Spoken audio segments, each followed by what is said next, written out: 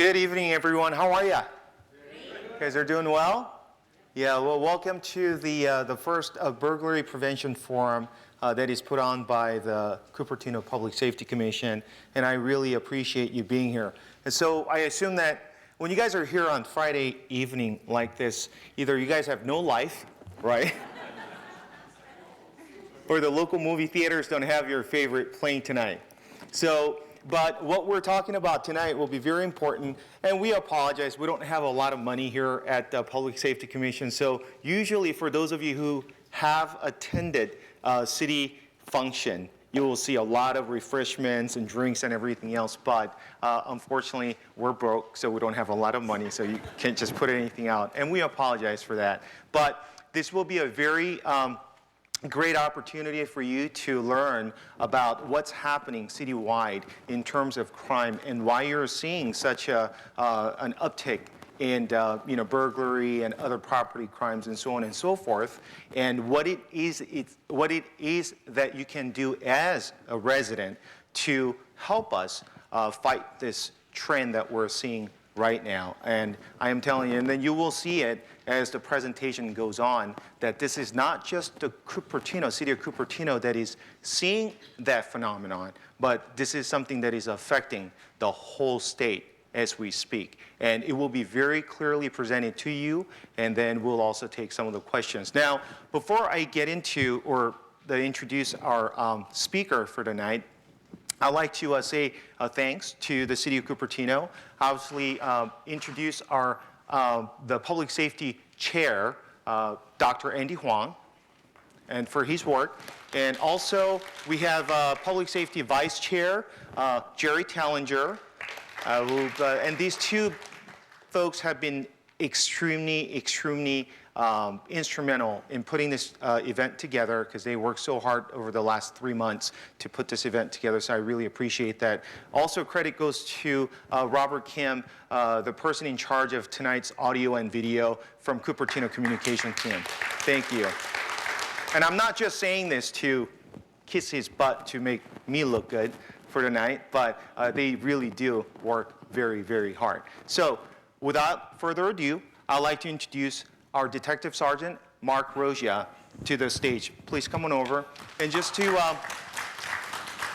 so Detective Sergeant Mark Roggia is in charge of the investigations unit at the West Valley. So he's in charge of general crimes unit. So he not only handles, burglary or property crimes, but crimes against persons as well. So he is a very fine young man, and he's gonna take you to tonight's journey. So thank you so much. Thank you, Captain.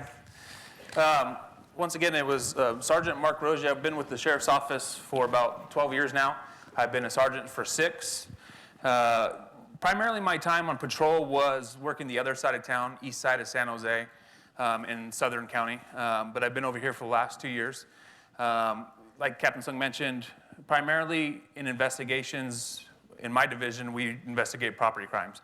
So it's burglaries, it's auto burglaries, vehicle burglaries, identity theft, which is a huge problem, embezzlement, kind of not the real, it's not the bank robberies, it's not the murders and the rapes, but it's the stuff that I think sometimes matters the most to people, and I think that's obviously why you guys are here. I teach property crimes at the academy, and it's tough to go from they're doing pursuit driving, and then they have to come in the classroom and learn about property crimes. But what we try to tell people is sometimes a victim of a property crime, it's more intrusive and it hurts them more, as many of you are probably aware is why you're here, than someone who got their car stolen, or somebody that got punched, okay? Because that bruise will go away. But it's that thought of someone in your house, and and someone was in my bedroom. I think of a story that happened personally. My wife's car got broken into, her laptop got taken, and window got smashed. It wasn't a big thing to me when she told me, right? I was thinking, yeah, I deal with this all the time. But she got back in the car, and she could smell the person, right? She could smell him. And she immediately said, that's it, we're getting a new car. I said, no, we're gonna fix the window. And she said, no, I can't, I'm gonna smell this. I think she just wanted a new car, okay? but It's true, is it not? You know, it's that feeling, and I know I see some of you shaking your head. It's that feeling that somebody has been in your house. I'm not going to come up here and say that burglaries aren't on the rise. I'm not going to lie to you guys. They are, okay? We're going to talk about why. I heard somebody talk to Captain before we started. We used to be able to, this is Cupertino, right? We used to have our doors unlocked, you know? I should be able to leave my doors unlocked. I should be able to leave my bike in the front yard unlocked. How many people feel that way? Okay, I do. But unfortunately, unfortunately, that's not the case. Okay, yeah, it used to be that way, but it used to be that way in Los Altos. It used to be that way in Marin. Okay, it used to be that way in all the fancy cities all around the state. Okay. It's just not that way anymore, and it's unfortunate, and we need to realize that. So we're going to talk about some ways to prevent becoming a victim. And it's tough because it's not like we're blaming the victim, but it's just, I think what we're doing here is we're educating. People ask kind of why. Well, let me first talk about what we're talking about today. So we're going to talk about how we're going to prepare our home from not getting burglarized. Some prevention techniques. A lot of this stuff is common sense. It's locking your doors, right? But every time I teach this at the academy, and every time I do this a presentation or do something similar, I go home and I realize I left my back window open. Or if you're not thinking about it, folks, it really is simple to get lulled back into. It hasn't happened in a while, right? I guarantee if you look at my truck, I shouldn't say this, but if you look at my truck right now, there's probably something visible that would be very easy to steal. And I obviously didn't do it on purpose, but it's hard to remember to put your valuables away, right? I mean, it's just something we need to constantly remind ourselves, so we'll talk about that. How to be a good witness. That's how we're catching them now. That's how we're catching people, is reporting suspicious people. We'll talk about how, and we'll do some questions and answers at the end. So I think a lot of people want to know why. We talked about it. Burglaries on the rise. One of the reasons that we believe burglaries and property crimes and just crime in general, not so much all aspects of crime are on the rise in Cupertino, and we'll talk about that in a second. But property crimes are on the rise because of Proposition 47. For those of you that aren't familiar with it, it was titled on the ballot, the Safe Neighborhood and Schools Act. Sounds great, right? Who wouldn't vote yes for that? Unfortunately, there was a lot of aspects of it that have made it difficult for us to do our job. And in turn, some of the things that we're seeing are people aren't going to jail that used to go to jail. People aren't staying in jail that used to go in jail. It's kind of meant more for providing different areas of rehabilitation versus incarceration. And I'm not going to get into a big debate about that right now, because I know there's probably some people that think, obviously we do too, rehabilitation is important, but some of these guys deserve to be in jail. We've arrested the same crew now out of Oakland. This guy, one guy, he just bailed out for 3 residential burglaries, 2 in Los Altos Hills and 1 in Saratoga, okay? And he's out on the street right now.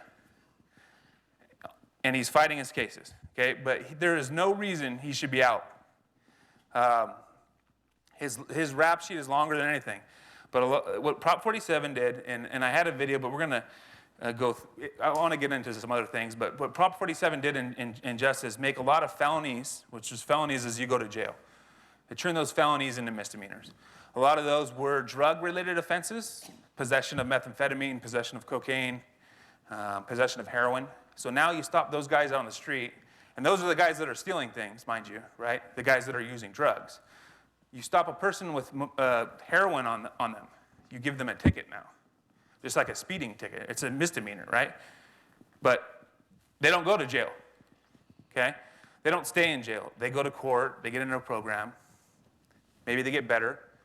More likely or not, they go get out and they steal and they keep using. A lot of the shoplifting stuff. Used to be you go into Target, you go into Sears, you do it on purpose and you steal an Xbox and you leave. And that was a felony. It was burglary. Now it's called shoplifting. It's a misdemeanor. You get a ticket.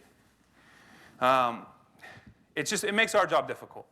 So without making a whole presentation, and we could into Prop 47, do some research on your own. Remember it next time something similar comes up. It's making our job difficult, and it's statewide. Some stats that we'll talk about, a statewide trend.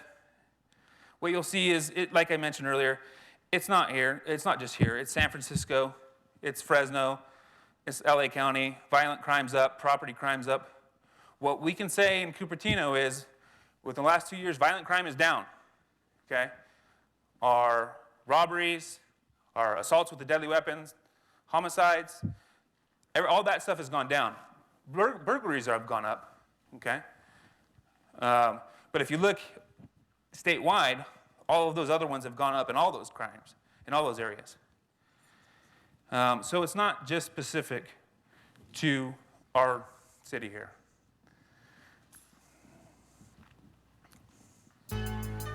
So what can we do here? How can we prevent our house from being burglarized? I think a couple things that we'll talk about is good house numbering. Over here, I see it better than in the other areas of the county, but keeping your address visible from the street, readable size, illuminated, it makes it a lot easier, especially the guys that work nights. You get an alarm call at a house at night, and you don't have your address very visible. Deputies are going to be shining lights all over your house, and all that does is scare the burglars away. It makes it harder for them to catch. So check and make sure that your address is visible. It's on your curb line. It's on your front lawn. And it's visible from the street. Property gate or fence. Ensure your alarm company has your gate code.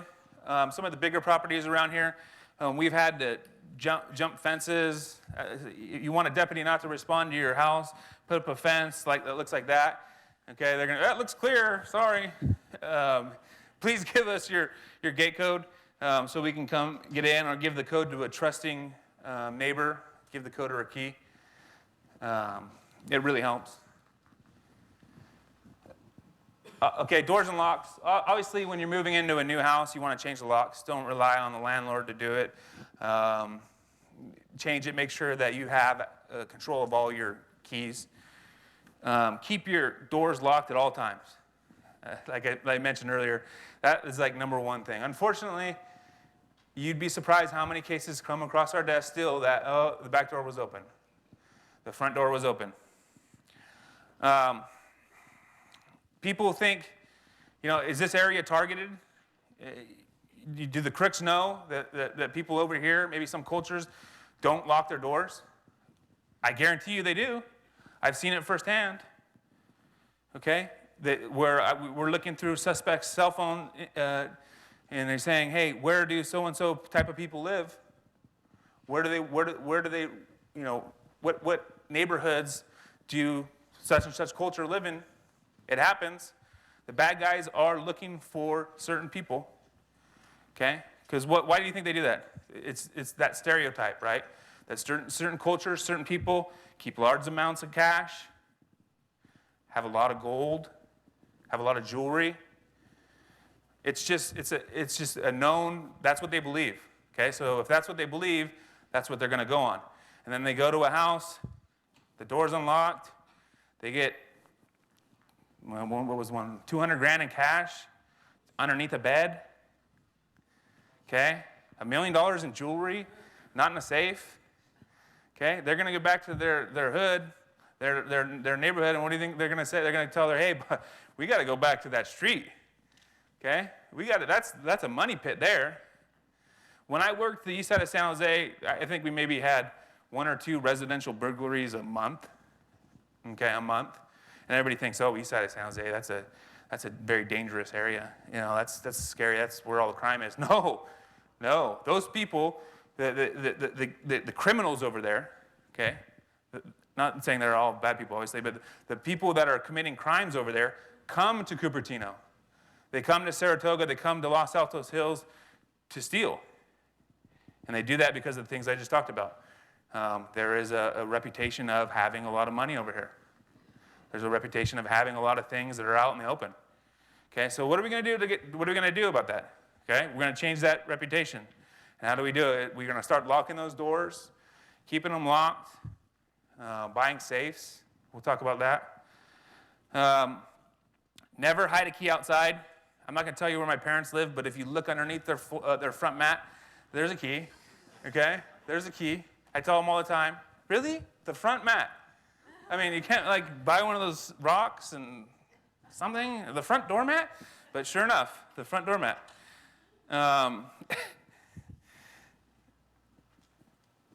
So, I mean, people do it very trusting, right? Especially people that have done it for years, right? I've kept the key there for years. Why would I have to move my key? Why would I have to move my key? It doesn't make sense to them. Windows.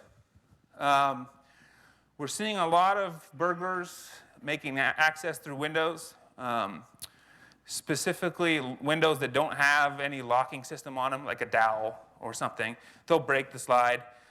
Most of the time, they'll just smash.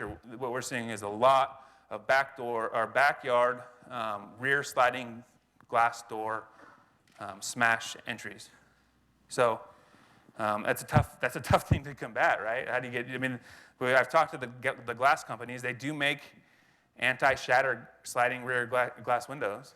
Okay, they're a lot of money, but they're out there. So what these bad guys are doing right now, and what we see on surveillance, and what we've been told by them, is they'll cruise the neighborhoods. There'll be 2 or 3 of them in the car. One of them will wait out on the street. 1 or 2 of them will go to a door. Okay, they'll knock on the door. Hey, if somebody, hopefully they think that there's no one there.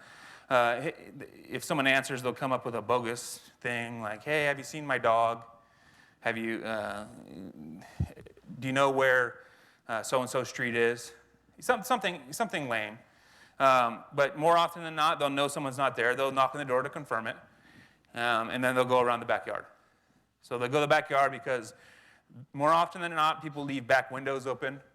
People leave back doors open, and if everything's secure, they'll just break in through those back sliding windows.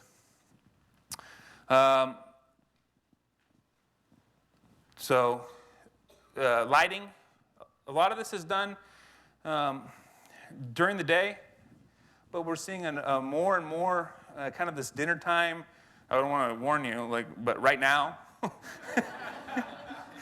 if anybody's at the burglary prevention meeting tonight and your house gets burglarized, I'm sorry.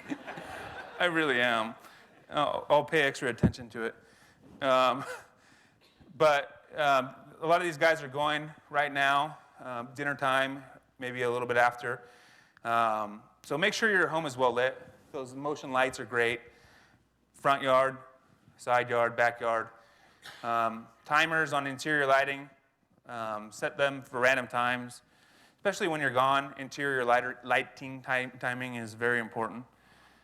Make it look like somebody's there. Have an emergency contact.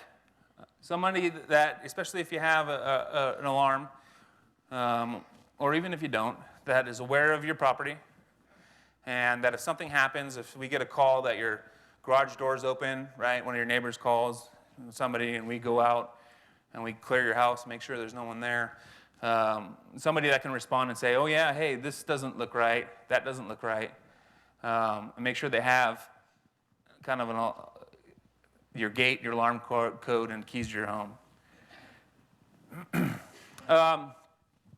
Quick video. This guy's really creepy. And if you think he's not still burglarizing houses, yeah.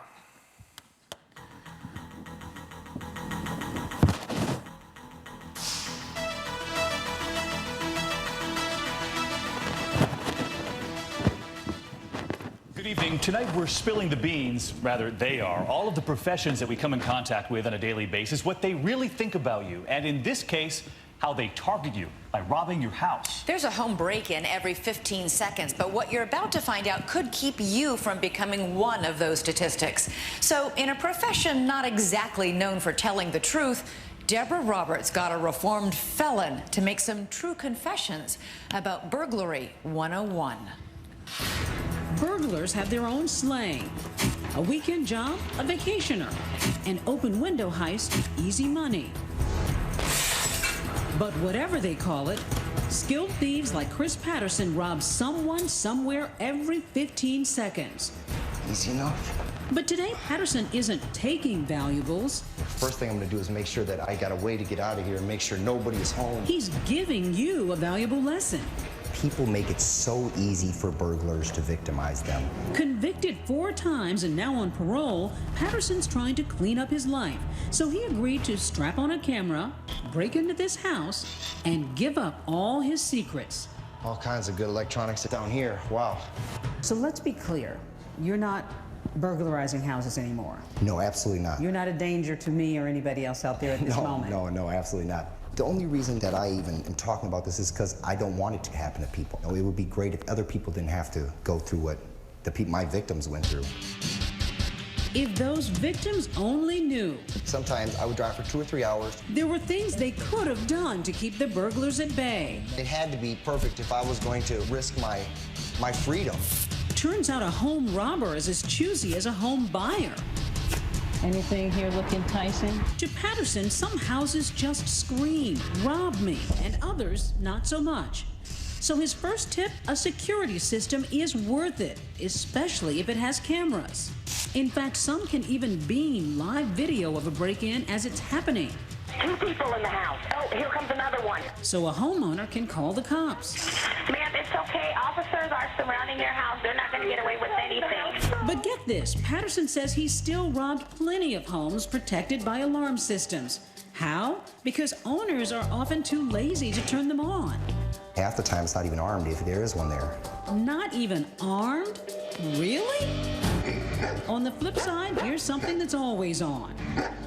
The beware of dog signs, not going near it. Patterson confesses all you need is a beware of dog sign. You can skip the actual dog. Automatic no-no. So if that's what turns him away, what attracts him to your home?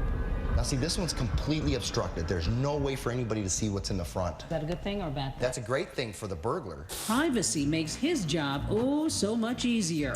The same privacy that you think, I love the privacy of having my backyard and not having people look in. I walk through the gate to your backyard and I go, I love the fact that you've got these beautiful shrubs up. Now I can do my job without anybody seeing me. You may already know burglars look for a full mailbox to make sure no one's home. But you might not have considered Patterson's tip number 2. Don't blab on your Facebook page that you're leaving for vacation. Huge mistake. So burglars are actually checking out social media. It's one of the newest, hottest trends out there. If they already said they're going to be gone, you just have to set a time when you want to go over and pick it up. As for getting into your home, you may be helping a burglar without even knowing it. See that small window air conditioning unit there? Right. What people don't realize is it doesn't matter whether you screw them in, bolt them in, those things can be pushed in with no effort whatsoever. Another no-no, leaving home repair equipment, especially ladders, in your yard. You might as well roll out a welcome mat. This is a perfect house to burglarize. Put it all together, and finally, this former thief has found his dream home. When burglars look to rob a home, this is what they're looking for. Lots of fences, lots of obstructions. Glad he likes it because it belongs to a 2020 staffer who agreed to let us break in. So with cameras rolling, we turn Patterson loose. He walks confidently right up to the front door in broad daylight. People don't always know their neighbors. They don't know their guests. So they don't know if you're supposed to be there or not. Make sure that no one's home. Once he's sure the house is empty, Walk back here like I belong. he heads to the backyard. Perfect. The screen was laying on the ground, and you could see that the window was unlocked. So that was an invitation. Yeah, they might as well have said, here, you're welcome, have anything you want. In no time, he's taking that open invitation. I'm going to make sure all the doors are unlocked in case I need to get out of here quickly. We put him on the clock. Are you feeling a time pressure when you're there? Are you trying to get in and get out as quickly as possible? I wanted to get in and get out as fast as possible, but I also wanted to do a good job. And this homeowner, like so many of us, he says, makes it a snap. It doesn't matter race, nationality, income bracket, age. Almost every single person puts things in the exact same place as the next one. Up to the master bedroom. First place I like to check. Common knowledge to all burglars. Master bedroom first. That's where the jewelry's at. That's exactly what a burglar's looking for. When I opened her top drawer, she had filled it from side to side, front to back with jewelry boxes and bags of jewelry. Much like I suspected, she's got all of her jewelry in the same place, all together. They group it together. It's a matter of organization or ease for them. But if it's easy for you, it's easy for me.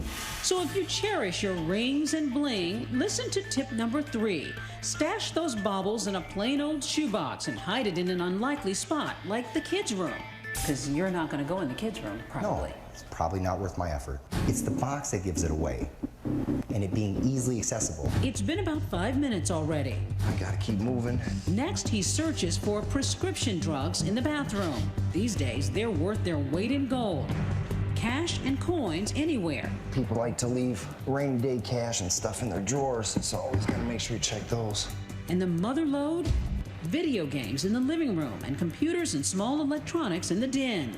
What kind of electronics? What are you looking for? iPhones, iPods, digital cameras, camcorders. What I want is something that I can move right away because I don't want to hold on to any stolen merchandise. I want to make sure I get the laptop. I know that I can move quickly. Which leads to tip number 4.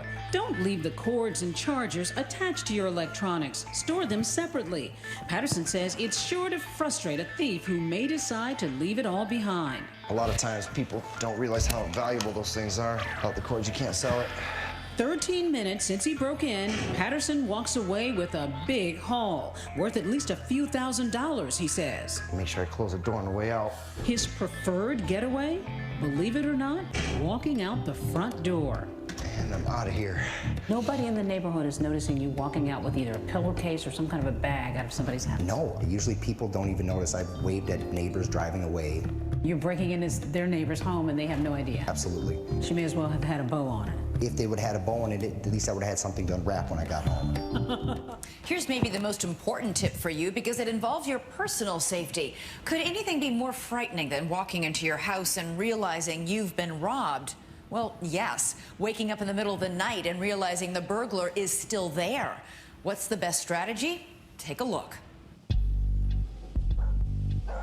A dark night on the California coast. Jessica Coakley was visiting from out of town, staying with friends. Very normal evening, all said our goodnights. She falls asleep on the couch, her purse and suitcase on the living room floor beside her. She had no idea she was about to experience the scare of her life. I woke up and there was a person standing over me. She couldn't see much, but she realized the man was an intruder wearing a ski mask, holding a baseball bat. For most people, an initial reaction would be to scream, but my initial reaction was survival. Her survival technique? Lying back down and faking going back to sleep. My heart was racing the whole time. I remember actually thinking, I don't look like I'm falling back asleep because I must be breathing so heavily, but he must have believed me. The burglar grabs her purse but leaves her alone. He eventually runs out the door. Jessica, who works for Disney's corporate global security, wrote about it on the company website. The reason I was able to have that kind of reaction was because I think about things ahead of time. Our reformed thief, Chris Patterson, says she was smart. He says burglars are as scared of a confrontation as you are. What if you get to the house and you think no one's home and you discover somebody is in the house? For me, I would leave immediately because I don't want them to see my face. I don't want to be identified. If I was the homeowner, I would definitely not try to stop the burglar. Do not risk your own health or your family's safety for some stuff. It's just stuff. You can be replaced, but you can't be. All right, kind of a good video there. Some of the tips in the first part, I think they kind of revolve around convenience, right? Is it convenient not to store all those cords somewhere else? It's extremely inconvenient, but if it inconveniences the burglar, maybe it's going to stop them from taking your laptop.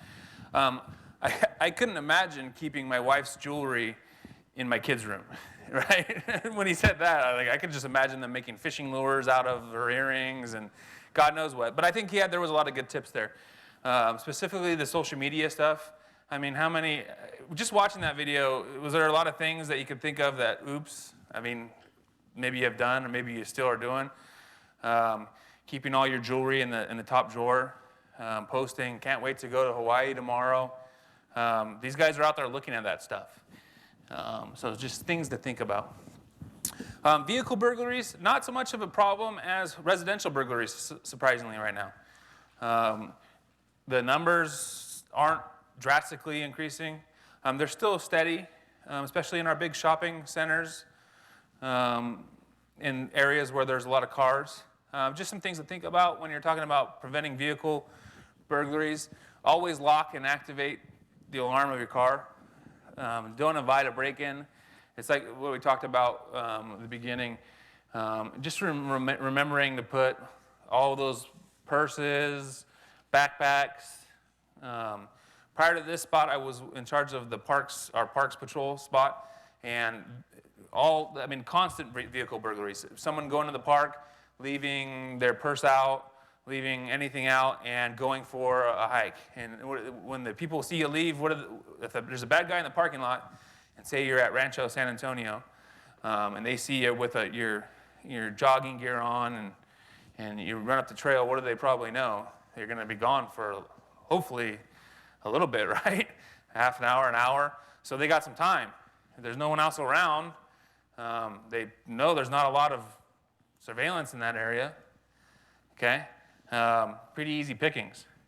They see you go into the shopping mall. They see you go into the grocery store. It's going to take you some time to do that. They sit there, they watch. You leave something visible.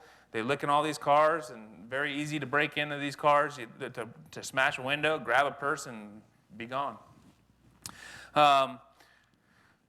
So if you can, park your vehicle in the garage. Lock the garage. Place a motion light in your driveway. Items not to leave in your vehicle, obviously keys to your home, and that's kind of a self-explanatory, right? But it happens. Happened to a family friend of ours. Kid leaves, mom leaves her car on, goes into 7-Eleven, in Gilroy. Car gets taken with the house key in it. She starts panicking, calls Gilroy PD, tells them what's going on. They said, okay, well, is there a key to your house on your keys? Yeah, of course. Well, you may want to make sure that these guys don't go to your house. Is there anyone at your house? Well, my son's there, but how are they going to know where I live? Well, how do you think they're going to know? You're going to check your glove compartment and find your registration, right? Well, sure enough, that's what they did. So she calls her son, who was, I think, like 14 or 15 at the time. He's in his back bedroom playing video games, and he has a cell phone, and she answers, yeah, what do you want? Well, my car just got stolen. Okay, Mom, I'm playing video games. Okay, but, well, hold on, Mom, there's someone at the door, right? No, don't answer the door. She's on the other phone with the Gilroy police. Mom, who's at the door? They're coming in. Go in your back bedroom and, lock yourself in the bedroom and call in the police. Well, sure enough, it was the bad guys. Gilroy gets there really quickly, and they catch him, and her car's out front. And they get her car back, and they catch the bad guys. But that is a story that Gilroy did an excellent job. That could have been really, if they were busy doing something, say they had something else going on, that could have been a really, really, really bad situation. So just think about that. Locking your glove compartments, hiding your registrations, putting them somewhere secure, not having anything, not keeping totally inconvenient, I know, not keeping a house key on your car keys. Really inconvenient thing to do. I can just imagine how many times I lose 2 sets of keys. I can't even keep my 1 set of keys handy. But maybe consider doing that. A vehicle safe, obviously, if you have anything really valuable that keep you with you, if you for some reason carry a gun with you, or if you have jewelry that you like to keep in your vehicle or with you, get one of those little vehicle safes. Surveillance, it's a hot topic right now. I'm sure a lot of people want to know, more about it. It's one of our best tools. It's not by any means why don't they put surveillance at Rancho San Antonio? That would stop the problem. No, it's not going to stop the problem. It would help us catch some of them, okay? It would, and I think they do have some stuff out there. But it's not going to solve the problem, because there's a lot of ways to defeat surveillance, and these guys are knowing about it. They put paper plates on their vehicles they're driving, right? The dealer plates. They wear their hoods. They have their hats down low. They wear sunglasses. They don't look, okay? Or they do look for it and they disable it. So there are ways to defeat surveillance.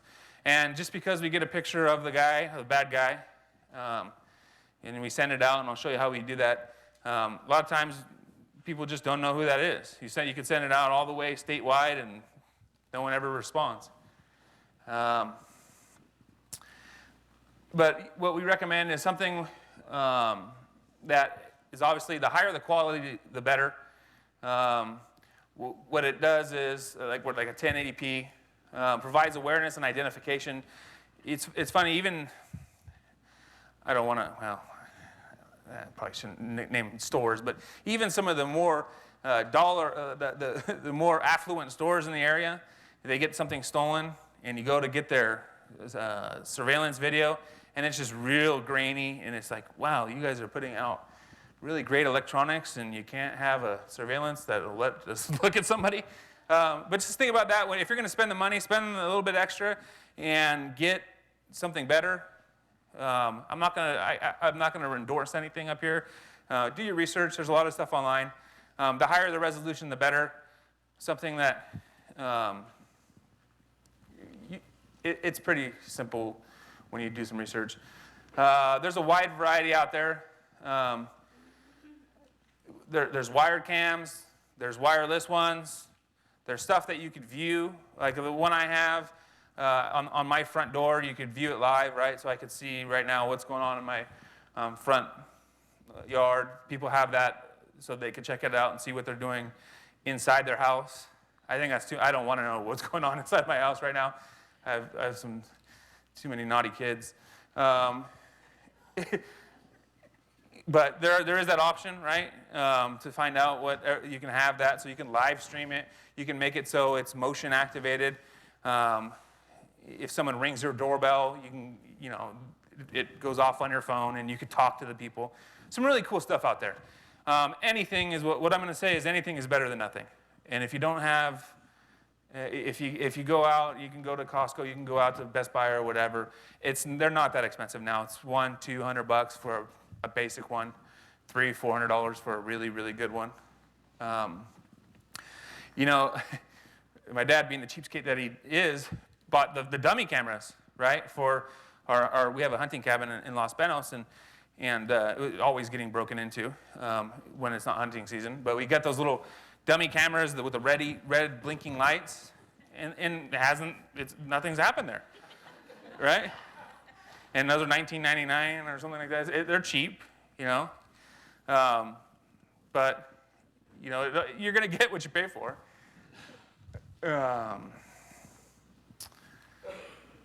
Some kind of I'm going to go over some examples. I just can't stand this one. So this is up in Los Altos Hills, and this is one of the guys that I was talking about, specifically the guy in the red sweatshirt, who we've caught 3 times and is out somewhere right now, probably doing the same thing right now as we speak, and it really angers me. I wake up in the middle of the night screaming that guy's name. And those are his buddies.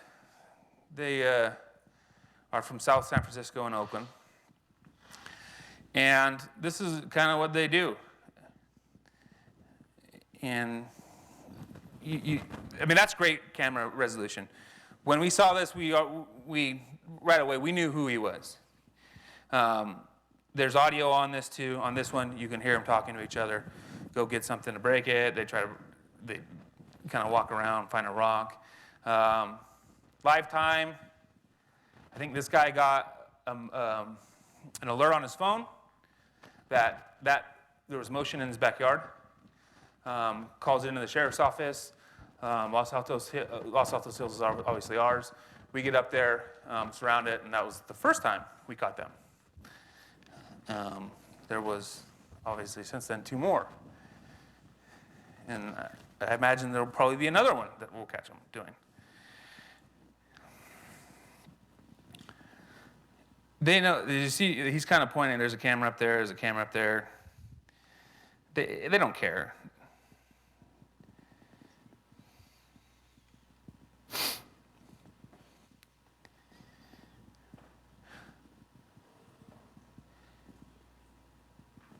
The resolution on this was so good.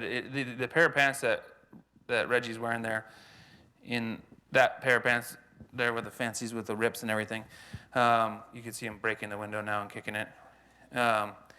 It was so good that when we served a search warrant on his house up in San Francisco, we found that red sweatshirt, and we found those pants, and you could enhance it. There goes Reggie breaking the camera, but you can enhance the video so much that you could see the rips on the pants that we recovered from his bedroom, and it was the exact same pair of pants, and there was no way that he could argue anything else. So like I said, there's wireless ones. They're easier to install, high resolution. Of course, you have the wireless problems with the cloud, your Wi-Fi problems, computer connectivity. Should be okay in Cupertino. It's kind of tougher up in Los Altos Hills in the more rural areas. A lot of these can record from inside to outside. So you put them inside, pointing out, makes it harder for these guys to initially tamper with it. That's all stuff from around here that we have seen. This is a Saratoga one, residential burglary in Saratoga, where the victim actually, oops, let me push this. The victim actually posted this himself on YouTube. And the guy in the red hat is a real bad gangster from Eastside San Jose and was wearing an ankle monitor at the time. That was doing a lot of good. But his probation officer is looking at this. His probation officer was just randomly searching YouTube videos and saw this and came across it and said, "That's my guy. I don't know what he's doing. He shouldn't be doing that." These guys were a huge crew. And this is all it takes. These guys were terrorizing Saratoga 2 years ago. They were Norteño gangsters, northern Hispanic gangsters, and they were they were on a spree. I think it was like the Cash Money Gang or something, and they were driving nice cars and breaking in and everything. And he looked up right there, and he kind of, oops, was that something? And he's going to go over here for a little bit, and he's going to come back. And you'll see, these guys are now assuming there's cameras. So you'll see them do that when they kind of case the house. They'll cover their faces. But is it stopping them? Is cameras going to stop? They're going to, I had cameras. How did my house get broken into? Well, because guys like this really don't care.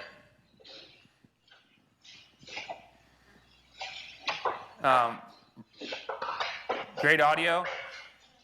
Watch this. This is my favorite part. Oh. Yeah. Tough one to fight there. So like I said, recommendations, higher the resolution, the better. 30 days of storage, immediate access to footage.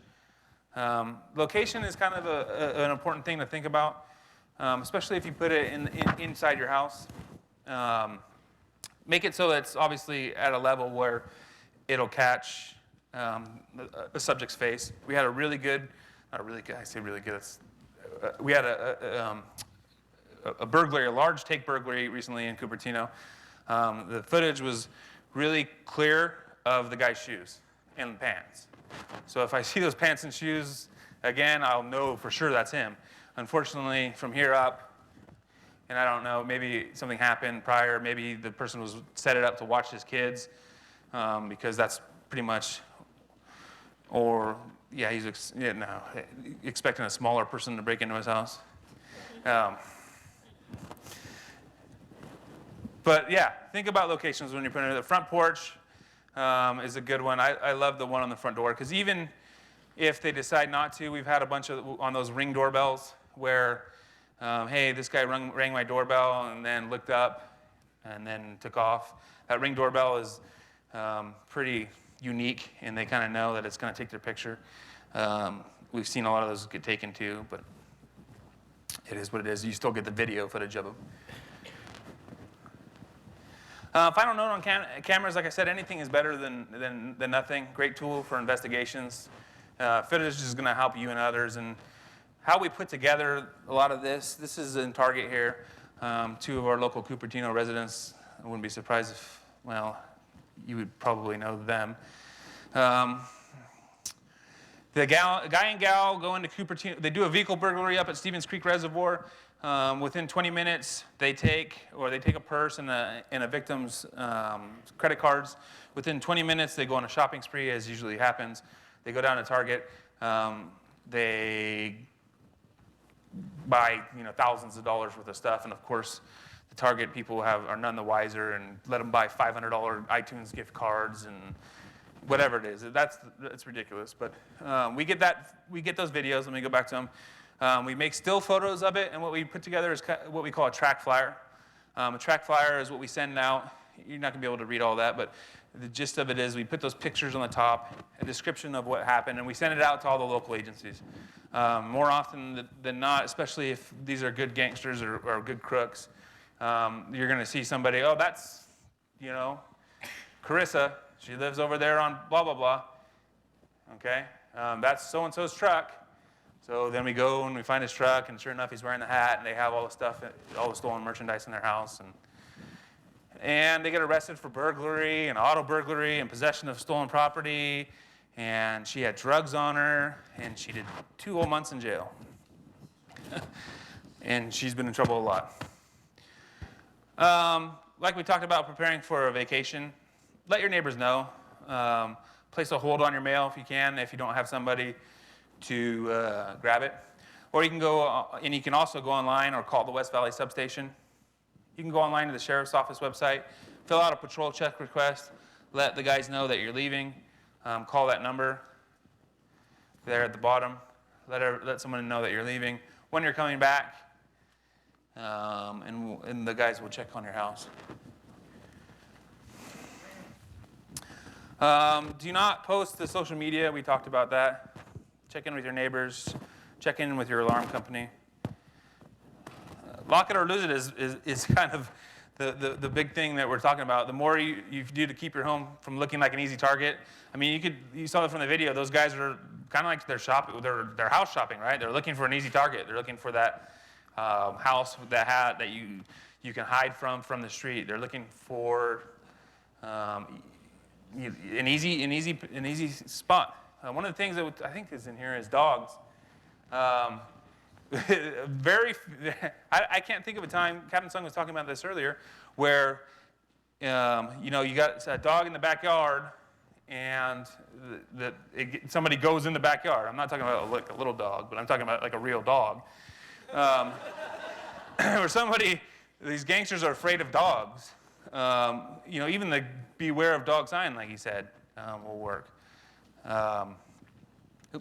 Or Jerry was talking about the mechanical dogs now they have, the robot dogs. I said, yeah, until your robot dog gets taken, and then I add that to the list of stolen property. But they do have the robot dogs that'll robot bark and can get robot stolen. So 16% of residential burglaries were through open or unlocked doors or windows. I would say that's even higher nowadays. It's still happening. Like I said, it's unfortunate that we can't. We used to. I know a lot of you think that I used to leave my door unlocked all the time, but I'm sorry. I don't know what to tell you. You just can't leave your doors unlocked. There's the email for the West Valley admin site, the phone number. You can do a security survey. How to be a good witness. So you see some bad guys in the area, right? Because everybody's going to be on the lookout now. And you call our dispatch. I think our non-emergency number is on here. For those of you that don't know it, it's 408-299-2311. That's 408-299-2311. That's the non-emergency number to the sheriff's office. Tell them your location. Allow the dispatcher to ask you questions.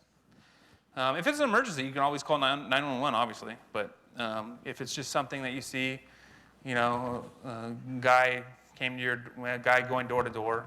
We'll talk about solicitors in a second. But you're gonna describe them as best as they can. Where did it happen? When? Try to give as much detail as you can about the people. Their gender, age, race, skin tone, tattoos, weapons, where they're headed, what direction. Distinguishing features. If you know the person, that's good information to know. And it's obviously, it's common sense, but you'd be surprised how many people call 30 minutes later, oh, maybe I should report that. Okay, I'm going to report it. Hey, 30 minutes ago, I saw these 3 kids come out of my neighbor's backyard with bags of stuff. Right? It happens every day. 2 days ago, this guy came to my door, and then he ran when I answered it. It doesn't help us. I mean, it might help us a little bit, but if we want to catch him, you have to call right away. Right away. Don't call your husband first. Don't call your kids first and ask what you should do. Call the police. Call the non-emergency number. Call 911. Let us know. Okay, and then you can tell your husband, and then you can tell everybody else what's going on. But we really need to get as much of a head start, because there's going to be a kind of a delay anyways between dispatch and everything else.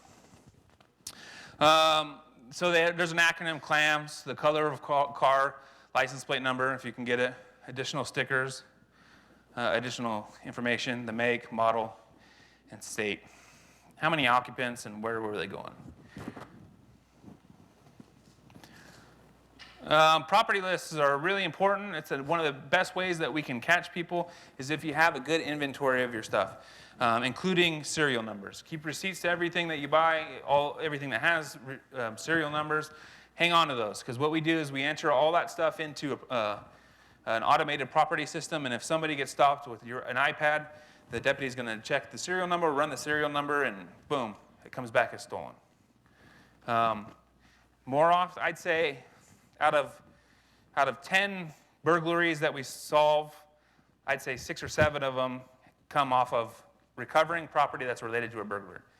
I'd say only maybe 1 or 2 of them, we're catching them in the act. It just doesn't happen that much. It's tough.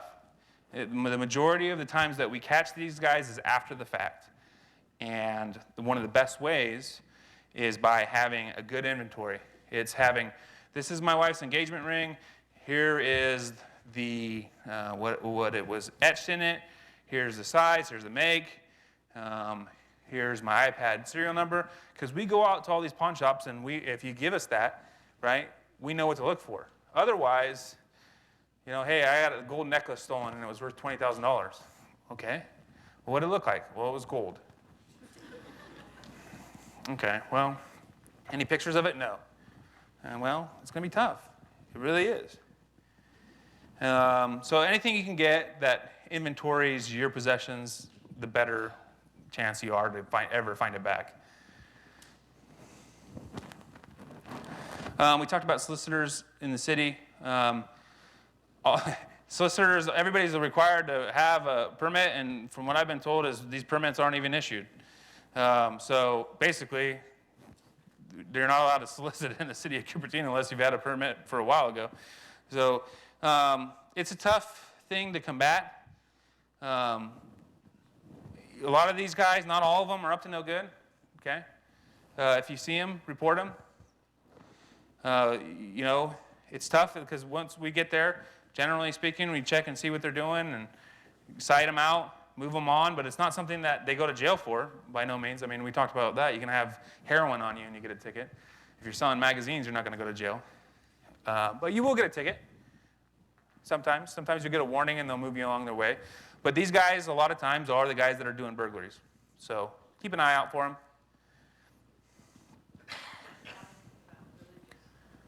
I'm sorry? Yeah.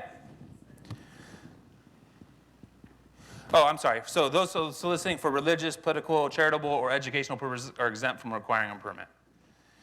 When they're talking about solicitors, we're talking about people selling magazines, people selling goods, people selling, the potion that gets the stains out of your carpet. That never works. Neighborhood Watch program. It's created, ran, and maintained by you and your neighbors. I've seen some great neighborhood watch programs around here. Some really good communities. If you guys are interested, you can go onto our website or email that email there. There's a how-to handbook. There's deputies that are in charge of getting these programs going. The more neighbors you have looking after each other, the better chance you're going to have of not letting your neighborhood get burglarized. It's as simple as that. It's still surprising how many people don't know who their neighbors are. Maybe it's just because the neighborhoods that I've always been in, we've always known everyone. I don't like one of my neighbors at all, okay? But if someone's breaking into his house, I'd probably call the police. No, I'd call the police. I'd call the police. But I know all my neighbors. I know who should be at their house. I know who their kids are. I know what cars should be there. And that's not because I'm a cop. It's not because I'm nosy. Well, I'm a cop and I'm nosy, but it's because, I don't know, that's just how all my neighborhoods have been. That's how my parents were. You know your neighbors. If you don't know your neighbors, please go introduce yourselves, even if they're jerks. Let them know. Hey, well, I'll watch your house, you watch mine. Hopefully they're not the ones breaking into houses. And really, like I said earlier, the majority of the people that we're catching breaking into houses here in Cupertino do not live here. They're people from the East Bay. They're people from east side of San Jose. They're, San Francisco. It's not, I'm not going to say there's no residential burglars in Cupertino, but the majority of the problem is coming from outside the area. And it's unfortunate, but that's just what we see. Community working together and looking out for each other is going to supplement our police presence. The important part of that slide is it requires no physical involvement. Please don't get excited tonight about what we're talking about and posse comitatus and start arming yourselves and taking down bad guys. As cool as that sounds, it's very dangerous. And like I said, these guys aren't going to go to jail for a long time, so you don't want to put yourself in danger to be hurt or killed, somebody breaking into a car. Observe and report only. It's going to reduce the likelihood of property crimes. It's going to, promote that whole spirit of community within a neighborhood. And some of the best cases I've seen over here, or just in general in my law enforcement career, came from, it's not, hey, the alarm's going off at the Joneses' house. When we get there and we catch the bad guys. That happens every once in a while, but not as often as, hey, my neighbor's gone, and there's someone in his backyard, and I know they shouldn't be there. That happens more often than not. That's when we really catch people. I think we kind of covered most of this. We want to catch the bad guys, okay? These guys, the deputies are tired of writing cold burglary reports. It's not fun for the deputies to write these reports. What we want to do is get those good reports of, hey, these guys have now driven past my house 3 times, and they're slowing down, and now they park down the street, and they're getting out, okay? Yeah, that's something we want to know about right away, not 20 minutes later. We want the deputies are fired up to catch the people that are stealing, okay? So please report the suspicious people activities. We will respond to investigate. I know one of the main questions we're going to have when we're done here is, what are you guys doing to combat these? There's extra patrols out right now. There are unmarked vehicles on patrol right now. I'm not going to tell you everything we're doing, but there are definitely additional people out in the street that generally haven't been assigned there. And then we're doing a lot more investigative stuff with pawn shops and different things, but we're upping our presence and it's starting to show. Hi, I'm Melanie McGuire. I'm a crime analyst for the West Valley Patrol Division of the Santa Clara County Sheriff's Office. I'd like to talk to you today about crimereports.com. It's a free interactive website that allows you to know what's going on in your neighborhood. Let's take a look. Open your web browser and type in www.crimereports.com, and this is what it looks like. You're going to want to type in your address here. I'm going to use the Sheriff's Office substation over here on South Leandra Boulevard. The map will redirect to your address and will populate with various thumbtacks. You can click on these thumbtacks and a balloon will pop up giving you the details about the call or crime. Please note these are dispatched police calls for service and are not necessarily reported crimes, and so do not reflect the crime rate of the mapped area, and it takes 24 hours for the data to update. If you want to forward the call or event to a friend, click Send to Friend. This will require your friend's name and email address, your name and your email address. You may also enter a message if you like. Then just click Submit. Another way to look at the data on the map is through the Show Details tab. This will provide you a list of all the thumbtacked calls on the screen and allows you to sort that data by crime type, date, or distance. Please note that you may also look at the registered sex offenders in the area by clicking right here on sex offenders. And this is just another way to look at the data for the mapped area. You can customize the search further by clicking on Advanced Search. This allows you to search calls by date range or crime or call type. You can go back 3 days, 7, 14, or 30. But please note, you can only go back as far as 6 months. Down below, you can select crime types. You can select all or deselect all. Click Show Crimes, and it'll take you back to the map with that customized search. CrimeReports.com also allows you to create email alerts. You must first create an account with CrimeReports.com. Again, this is free. Click on Create Alert, then Join Crime Reports.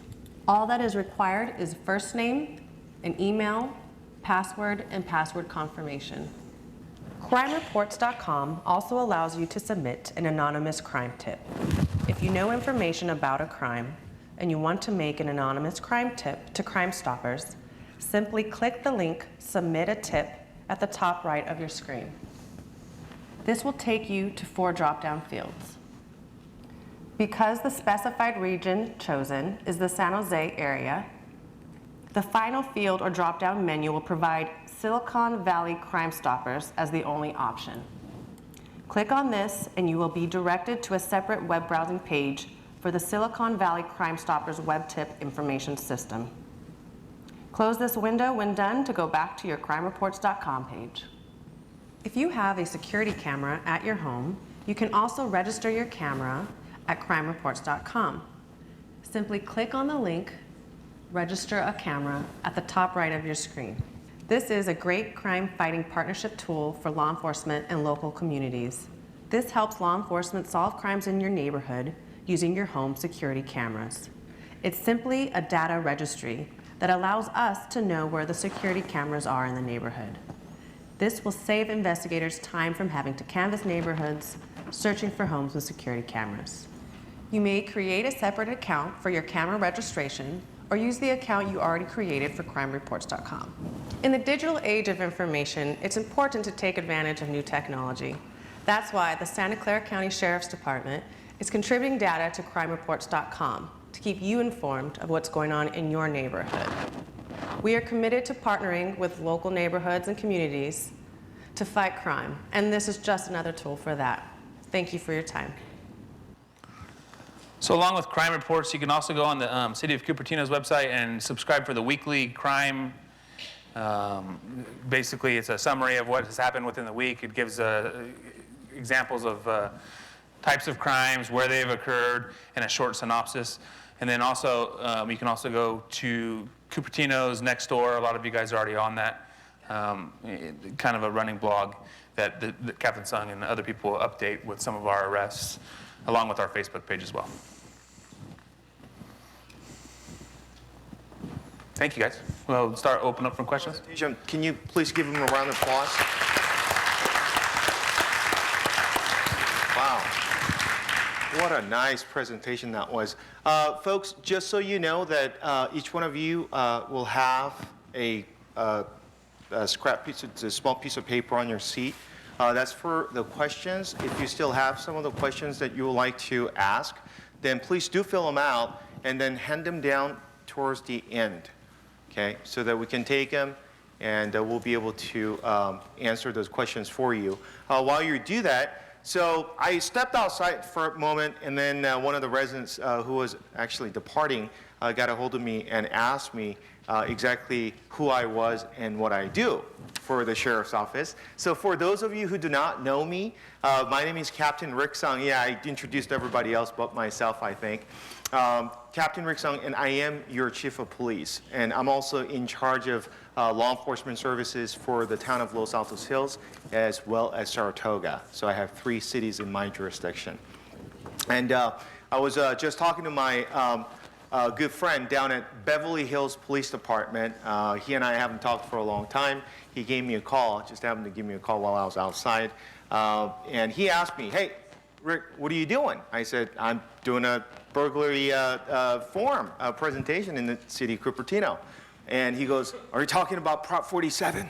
So I said, well, I'm not talking about it, but I know Detective Sergeant Mark Roggia is talking about it, and they're also experiencing a huge, huge problem with property crimes at Beverly Hills as well. So just so you folks know that this is, again, a trend that we're seeing all throughout the state, not just us. A lot of questions. Do you want to go through? Okay. Has there been an increase in home breaking into or breaking in or broken into in Cupertino, and where in Cupertino? Yes, there has been an increase in Cupertino, and like I mentioned earlier, it's not just Cupertino. There's not a real specific area or neighborhood that's been hit harder than others. What I could say is generally areas closer to the freeway, closer to the major thoroughfares are targeted by burglars for their ease and access to get in and get out. But not necessarily a specific area that has been hit harder than others. This is a good one. Can you please tell my wife to take her car registration and proof of insurance out of her car and into her purse so that thieves won't be able to find over her address in her car? Yeah, it's a good idea. I told that story. It's a true story. It happened to a family friend of ours. It's scary. It could have been real bad if the police didn't get there quickly. Are cul-de-sacs less burglarized than through streets? I haven't seen that. Cul-de-sacs, I think you have more people looking into a direct area. I don't know, Captain, cul-de-sacs versus regular streets? Have you seen any? No. Yeah, I haven't seen anything that make them more. What to do about stopping newspapers? You can call the newspaper company. They'll stop them pretty much immediately. There's a lot of them here, folks. So, folks, just so you know, we have a lot of cards here, so we may not be able to go through the whole thing because we do end at 8:30. Is that right? And we will stick around for you if you have any additional questions, but we'll try to go through these cards as quickly as we can. A good idea to lock the side gate on vacation. It's a good idea to always lock your side gate, at all times, not just on vacation. How do we secure hide video game consoles because they get a lot of use? Yeah, other than unplugging them and plugging them back in and putting them somewhere safe, that is going to be a tough thing to do. But like I said, when all those tips were extremely inconvenient to store your jewelry in different places and store your power cables, but what might be inconvenient to you might stop it from getting stolen. So just something to think about. We get several unsolicited calls each day with fake caller ID. Some are sales calls, but in about half of them, no one responds. Is this a mechanism used by burglars to determine when I am home? It could be. If these bad guys, I've seen it at times where they're searching for phone numbers related to the houses, so they might be calling. But I think more often than not, even if you don't answer, they're still going to go to your front door and knock. And if you don't answer that, they're going to come in. These guys they're going to make sure no one's home before they come in. So people representing charities, student, religious groups, or even realtors. How to deal with strangers knocking on the door. Forced entry. So I think it's kind of goes along with what the sergeant just talked about. But basically, the city ordinance does not allow us to enforce the solicitor call on the religious groups and political folks, as well as those nonprofit organizations. But we do want to make sure that you, as a resident, either you answer the door, but you don't have to necessarily open the door. If they're bothering you while you're at home, peacefully, then you could just simply tell that person from behind that closed door, saying, hey, you know what? I'm not interested. I'm not expecting anyone. Just go away. And I think that, Sergeant, you just recently installed a, was that a ring.com? Yeah. Yeah, we're not supposed to promote any specific item, but that's just the name of it. Yeah. It's ring.com. So Yeah. how does that thing work? Yeah, we talked about it a little bbit, but basically whenever somebody rings a doorbell, even motion, it'll go off, and you could talk to the person and say, hey, like I'm in the shower, I can't, you're not home. Hey, I'm in the shower, I can't get to my door. They're going to leave or whatever it is. But yeah, it's really good resolution. We've seen it in Cupertino a couple times where they rang the doorbell, looked around, didn't realize it was a ring, and then the house got burglarized. So great resolution, good camera. Kind of leads into this next question, and it's a good one. Why are they released if they're caught on camera? Right? How are these guys getting released if they're caught on camera? It doesn't make any sense to this person, right? Whoever wrote this, and it doesn't make sense to me. They're not being released by us, folks. We're taking them to jail. They're being prosecuted. They're being convicted. They're being sentenced, and then they get out. It's not anything that we like, because we're doing a lot of work to do all this. And then to see that same guy 3 times frustrates us. Because it's difficult, but that's the court system.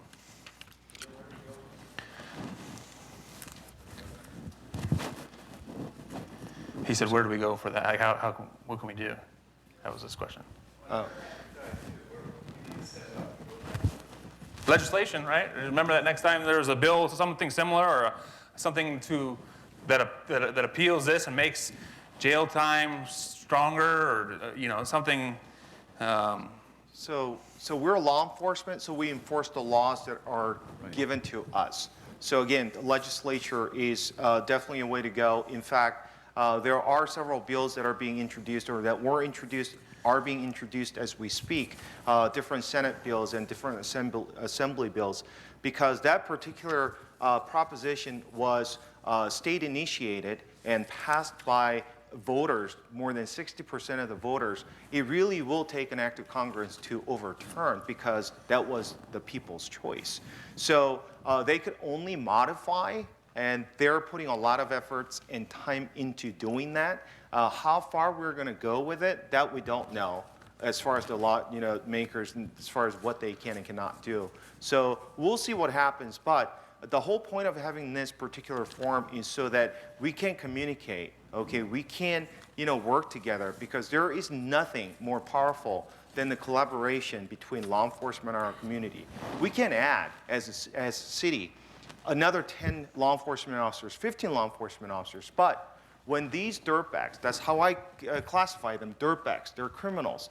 When these criminals lay their foot in the city of Cupertino, and there are 60,000 sets of eyes that are continuously monitoring them, and they just keep getting called on. They just keep getting contacted by law enforcement, and we keep bothering them. Where are they going to go? They will go someplace else where they don't get bothered, right? So that's what we would like to achieve, and that's what we would like to accomplish. Okay? Are there any civil penalties if it's a minor who neglect their parents? Can we take that later, as we do have some of the questions that we have to go through? So I apologize, but there. Okay, so is it worthwhile to leave on a TV or radio? Anything is better than nothing, folks. Okay, even if you want to just buy a sign from online or what have you, go ahead and slap that on. Anything is better than nothing. Are closed or open blinds better when away? I prefer closed blinds. I think it's less easy for people to look in and see you're not there. It's kind of that mystery there. Generally, they'll try to keep the timer lights on, the interior timer lights, so there's a light that goes on and off during the night, and off eventually. If I'm alone at night and burglars come in, should I try to call 911? Yes, please. That non-emergency number is only for non-emergencies if somebody's in your house. please, 911. How do you protect the rear sliding door from being smashed or from a burglar? Well, folks, there really isn't any effective way to do that. Then, yeah, I mean, you have to lock it. But again, it kind of goes back to the same recommendations that were made earlier, was get an alarm system, get the surveillance video. And I was telling one of the residents earlier today, by having the alarm system based on all of the, because I read all the reports every morning, I come in and I try to go through all that stuff. Based on my professional experience and all of the reports that I've read, if you have an alarm system that was active, then you basically reduce the chance of being burglarized by like 80%. It's like 8 to 2. And coupled with surveillance cameras, I mean, I think you will be in very, very good position, right? We cannot guarantee anything. Nothing is 100% guaranteed, folks. But is it going to help? Absolutely. What is the average time burglars spend in the home? From the surveillance videos that I've watched, I'd say anywhere from 5 to 10 minutes. They're not there for very long. Unlike the video we saw, a lot of times they just go out the front door. They come into that back door like we talked about, and they just go out the front door with everything in hand. This is a good one. With the increase of the population, when will Cupertino get their own police force? I thought our community loved us. By contracting with the sheriff's office, by the way, folks, we've been serving our West Valley community, you folks, here, since 1850. That's when the sheriff's office was established. And when the city was incorporated back in 1955, so we just celebrated our 60th anniversary just last year, okay, with the city, as the city of Cupertino. But we were already serving Cupertino about 100 years before that. You know, it started 100 years before that. So we've been here for a long time. But the reason why the city of Cupertino contracts with us, as well as Los Altos Hills and Saratoga, it's because the city saves a lot of money. And how do they do that? We do have our deputies and we do have our resources, but we saved the city a lot of money by utilizing our resources from someplace else. Because if you're to have your own police department, then you have to hire your own people. You have to train your own people. You have to have enough people in each and every unit to be able to function as a whole. But the sheriff's office, so we have 4 detectives assigned at West Valley, okay, the general crimes. But if there are bigger incidents, say for instance, sex crimes or murders or robberies or what have you, we utilize our detectives from headquarters patrol. And they come and they only put in those amount of hours that they worked on those cases and they pull out. What does that mean? It means that there is no huge overhead cost. If our deputies do something wrong, okay, not that we do it, but if there is anything that happens as a result of our deputies' wrongdoing, the city is not liable for that. It's the sheriff's office. So a lot of times if our deputy gets into an accident and hits somebody and the person gets seriously injured or what have you, right? The civil liability is on the sheriff's office and on the county, not on the city. So that money does not come out of your pockets. So usually for a city this size, Cupertino actually save a lot of money. We're looking at maybe about 50 to 55% compared to what other cities with their own police departments spend their money. Okay? So I hope that answers this question. If gates to backyards are locked, will they climb over the fence? Yes, definitely. We've seen them on surveillance doing that. For air circulation, are sticks better or lift-up stoppers that are in frames better? I think they both do the same thing. I've never seen the sticks really get broke or the lift-up stoppers. I think they both do it. I think what's important is just to have something locking so the windows can't be forced open. Is it possible to have a copy of the slides presented tonight? I believe this video is being recorded as we speak, and I believe those slides will be available at a later time on the City Channel. How do you compare with a number padlock versus a key padlock? I believe that they're all the same as far as, as long as you get a good quality one. I haven't seen one being defeated easier than the other. Most of the time they're going to break them with bolt cutters. So the larger the lock and the better quality lock, the better. Could you please increase the sheriff's patrol cars, especially in the Rancho Rinconada neighborhood? I will be sending out that email tonight. There was a Sunnyvale robbery on YouTube. Where was the camera? If it was the one that I showed the night, that was in Saratoga. That camera was located, I believe, on the subject's desktop the computer, I believe, is where it was. Kind of like the top port of the desktop.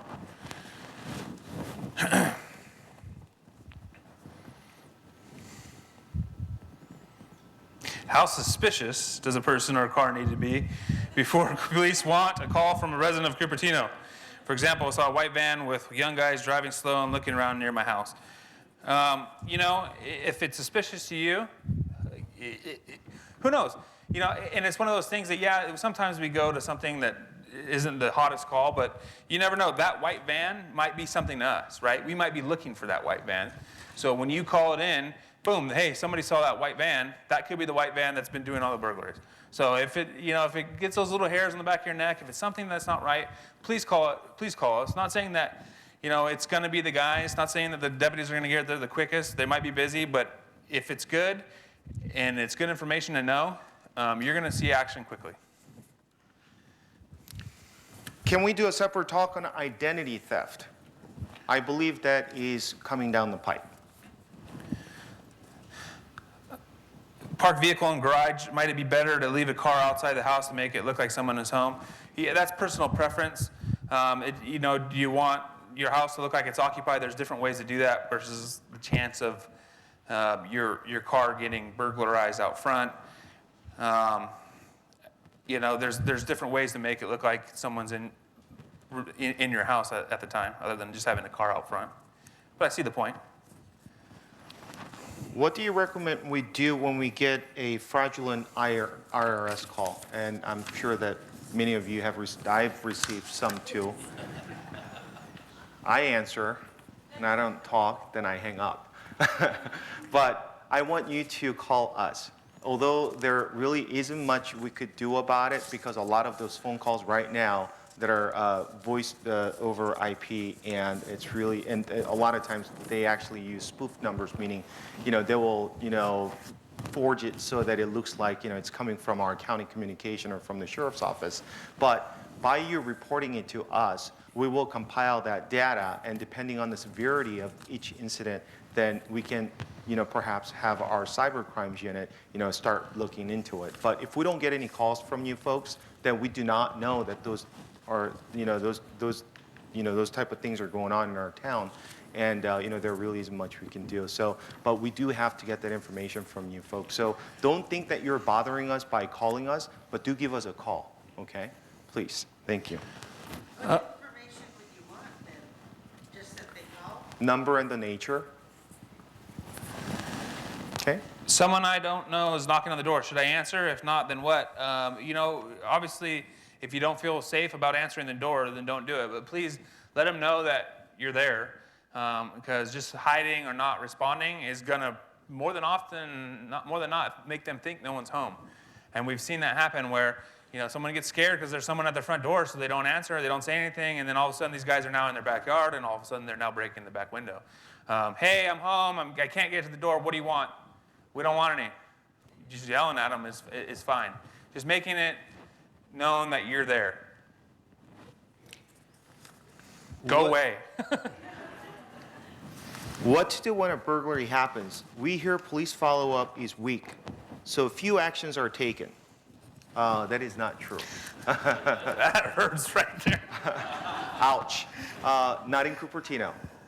Folks, if burglary happens, and God forbid, you know, I hope, you know, none of you will have to go through that in the future, anytime, you know, in the future. But if it happens, try to preserve the scene as much as you can, because a lot of times our deputies will go and dust for fingerprints, because trust me, if we get those fingerprints, we do, in fact, get a lot of arrest out of it.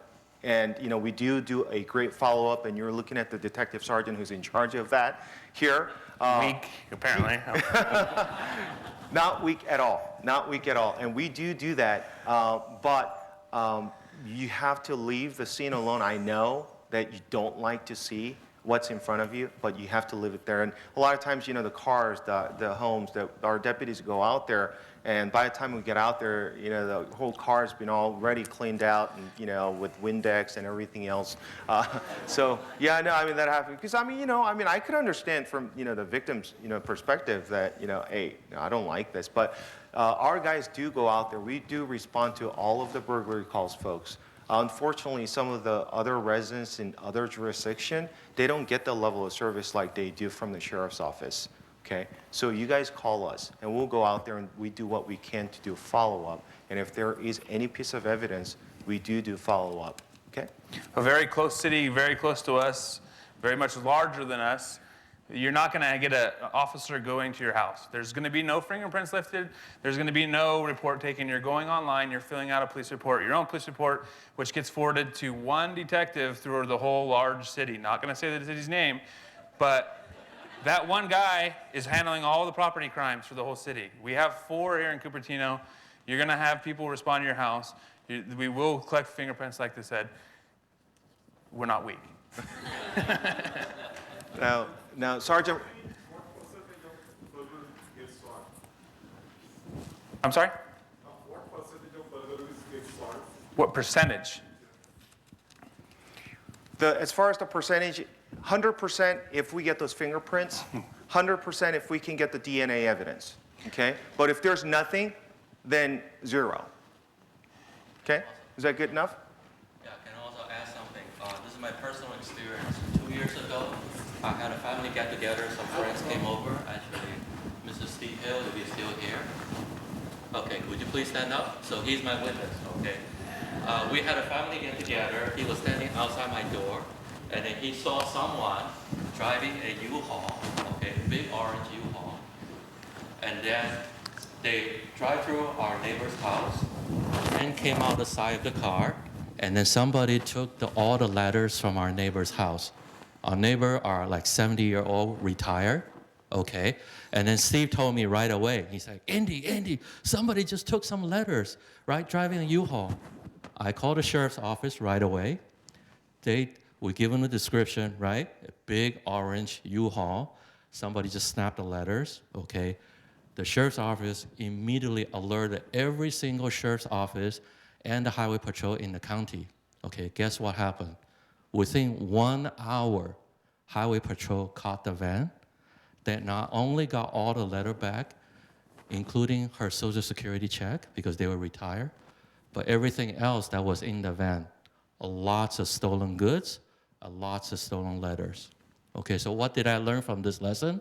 I want to thank Mrs. Steve Hill to alert me to this, but more importantly, if you see something suspicious, call it in right away because the sheriff will act on the right away. I hope that helps. Thank you, Dr. Wong.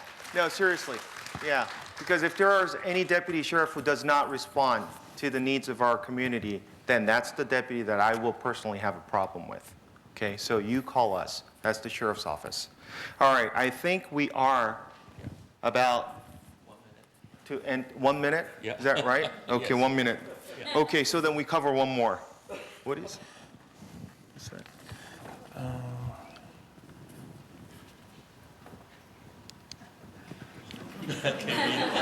I'll skip that one. Now 15 seconds. I'm sorry, the handwriting is a little rough. Is an indoor siren effective? A burglar alarm? Definitely. It's going to scare off the people. We might not catch them, but what's the point of this whole thing is to stop your stuff from getting taken, right? So if it blares off and scares them and they run off and we get there 10 minutes later and we can't catch them, they get away, oh well, you have your stuff, and that's kind of what this whole thing's about. Thank you so much, folks, and we'll be here, okay? All right. Let's give a big hand to the Lieutenant and Captain Rick Song. Also give a big hand to my Vice Chair. He spent the last 3 months orchestrating this. And please thank Mr. Robert Kim on the back. All the video will be online, okay?